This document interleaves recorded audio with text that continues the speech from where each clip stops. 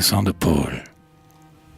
Monsieur Vincent de Paul, aumônier des galères, vieux prêtre humble de cœur et de mœurs populaires, quand il vient à Paris, demeure à l'hôpital du couvent qu'a fondé Madame de Chantal. Sa chambre n'a qu'un lit et 2 chaises de paille, et l'unique tableau pendu sur la muraille représente la Vierge avec l'enfant Jésus. Tout entier au projet pieux qu'il a conçu, le saint prêtre est toujours en course. Il se prodigue et revient tous les soirs, épuisé de fatigue.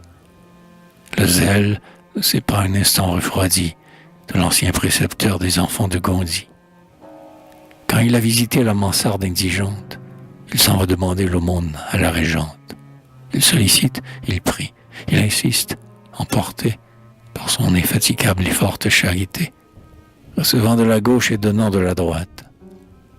Pourtant il est malade et vieux, et son pied boite, car, afin d'obtenir la grâce qu'il voulait, il a traîné 6 mois la chaîne et le boulet d'un forçat innocent dont il a pris la place.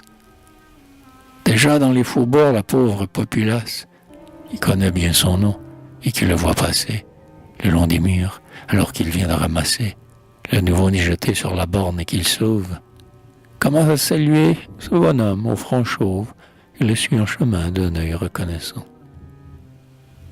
Mais ce soir, vers minuit, le bon monsieur Vincent, regagnant son logis chez les visitantines, au moment où les sorts sont enchantés matines, traîne son pied boiteux d'un air découragé. Tout le jour, bien qu'il soit souffrant, qu'il soit âgé, sous une froide pluie, il a couru la ville. Certes, on l'a reçu d'une façon civile, mais il demande trop, même aux meilleurs chrétiens, pour ses enfants trouvés et ses galériens. Et plus d'un poliment déjà s'en débarrasse. Tout l'argent de la reine est pour le Val-de-Grâce.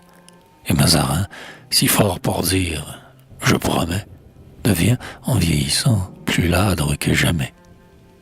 C'est donc un mauvais jour, mais enfin le pauvre homme revient en se disant qu'il va faire un bon somme. Il se hâte parmi la bruine et le vent, lorsque, arrivé devant la porte du couvent, il aperçoit par terre et couché dans la boue un garçon d'environ 10 ans. Il le secoue, l'interroge. L'enfant depuis l'aube est à jeun.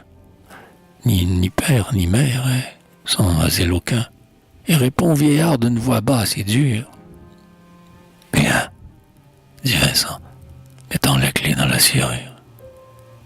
Et prenant dans ses bras l'enfant qui le salit, il monte à sa cellule et le couche en son lit.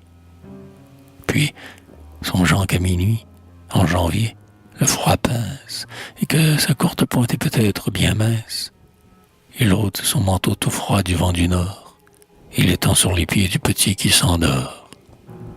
Alors, tout grelottant et très mal à son aise, le bon monsieur Vincent s'accouda sur sa chaise, et, devant le tableau pendu contre le mur, il pria. Mais, soudain, la Madone au front pur, qui parut resplendir des clartés éternelles, s'anima.